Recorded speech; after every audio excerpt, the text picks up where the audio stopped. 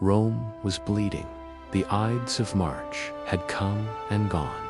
Julius Caesar lay dead, stabbed by his closest allies, and the Republic collapsed into chaos. From that fire would rise a boy, barely 19, Gaius Octavius, a boy with no military experience, no Senate loyalty, no army. But he had something more powerful: Caesar's name and an unshakable will. This is not just a story of conquest. It is the story of how one man reshaped the world and created the Roman Empire. Rome was unraveling.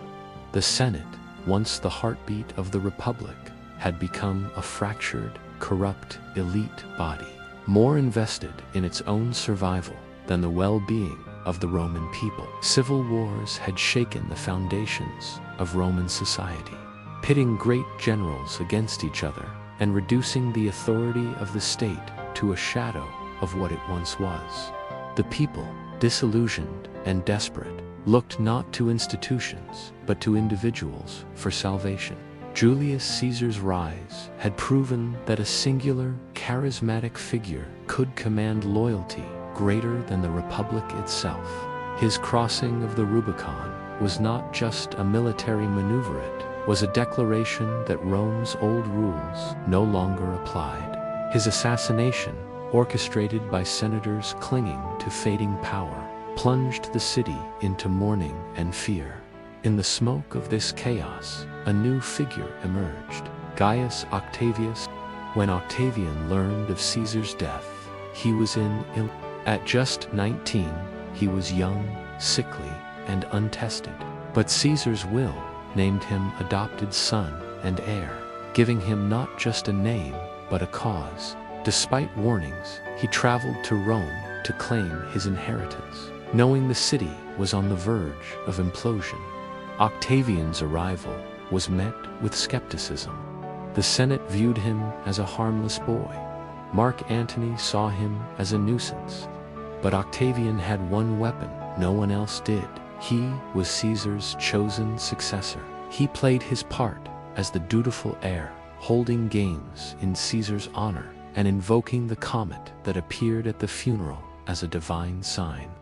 With each gesture, he was forging his image as the rightful continuation of Caesar's legacy. The triumvirate was born not out of trust, but necessity. Octavian, Antony, and Lepidus formed an uneasy alliance to crush Caesar's murderers and their sympathizers. With emergency powers and legions at their command, they waged war across Italy and the eastern provinces, defeating Brutus and Cassius at the Battle of Philippi. But the cost was enormous. Proscriptions stained Rome with blood, as political enemies were executed and their wealth confiscated. Among the victims was Cicero, the voice of the old republic. Octavian wept, but he did not intervene. He knew this was the price of power. As the triumvirs divided the empire among themselves, Octavian took the west, waiting patiently for the next betrayal. Antony's entanglement with Cleopatra turned public sentiment against him. Rome, still wary of Eastern influence, feared a new monarchy led from Alexandria. Octavian capitalized on this fear. He accused Antony of treason, of abandoning his Roman wife, and of plotting to rule Rome with a foreign queen. With the Senate's reluctant blessing, Octavian declared war on Cleopatra. It was a political masterstroke, allowing him to avoid the optics of civil war while uniting Rome behind a nationalist cause. At Actium, Agrippa led a decisive naval assault that crushed Antony and Cleopatra's forces. Their suicides were more than personal tragedy. They marked the death of Rome's last serious opposition. Octavian returned to Rome a victor, but he knew better than to declare himself dictator. Instead, in 27 BCE, he performed a stunning gesture. He offered to relinquish all his powers. The Senate, grateful and fearful, begged him to stay. They granted him the title Augustus. This was not a name taken, but given. It implied religious authority, not tyranny. Augustus styled himself as the first citizen, not a monarch. He retained control of the military and the provinces, while allowing the Senate to retain the illusion of power. This was the genius of Augustus. He created an autocracy wrapped in republican form. Augustus set about reforming the very fabric of Roman governance. He professionalized the army, instituting standing legions, loyal not to their generals, but to the emperor. Veterans were granted land and retirement pensions, ensuring loyalty for life. The treasury was overhauled, taxes standardized, and corrupt officials purged. He also established a network of roads, postal services, and administrative provinces. Rome was no longer a city-state. With colonies, it was the center of a continental system. Governors answered to Augustus, and infrastructure projects tied the vast empire together. Peace Pax Romana was enforced not just through fear, but through functionality. Augustus believed that Rome had not only lost its way politically, but morally. He introduced laws to strengthen the family, encourage childbirth, and discourage adultery. His own daughter, Julia, became a public example when she defied these laws. The arts became a tool of statecraft. Virgil's Aeneid told the mythic origins of Rome, linking Augustus to divine destiny. Horace and Livy glorified Roman values. Public architecture, temples, altars, and monuments celebrated peace and prosperity.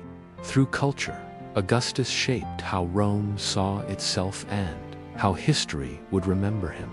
Augustus was a master of image. He rarely wore regal attire, choosing simple robes that echoed Roman virtue. Statues showed him as youthful and strong, even in old age. He refused to be worshipped in Rome, but allowed the imperial cult in the provinces.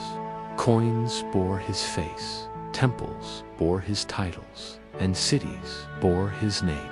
He constructed the Forum of Augustus and the Areopagus, both declarations of his civilizing mission.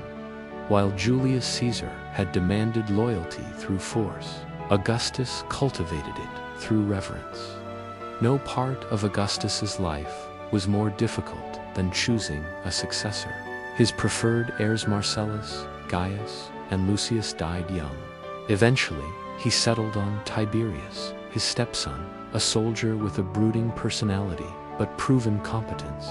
Augustus didn't just hand over power, he trained Rome to accept it. He created rituals, honors, and institutions that made the emperor the center of Roman life. By the time of his death in 14 CE, the Republic was a memory and the empire a reality. When Augustus died, the Senate declared him a god. His body was laid in the mausoleum he had built years before. His achievements were inscribed on bronze tablets, the res gesta, and displayed in every corner of the empire. He was mourned not just as a leader, but as a founder. Like Romulus before him, Augustus became more than a man. He was a symbol of order after chaos, of peace after war. And though emperors after him would be crueler, madder, or weaker, none would be greater. Augustus didn't just rule an empire, he invented it. Through patience, manipulation, war, and reform, he transformed a collapsing republic into a global superpower. He was never crowned, never called king, and yet he wielded absolute power for over 40 years. History would remember the emperors, the wars, and the grandeur of Rome. But all of it, every stone, every law, every tradition, rests on the foundations Augustus laid. He was Rome's greatest architect, not of buildings, but of destiny.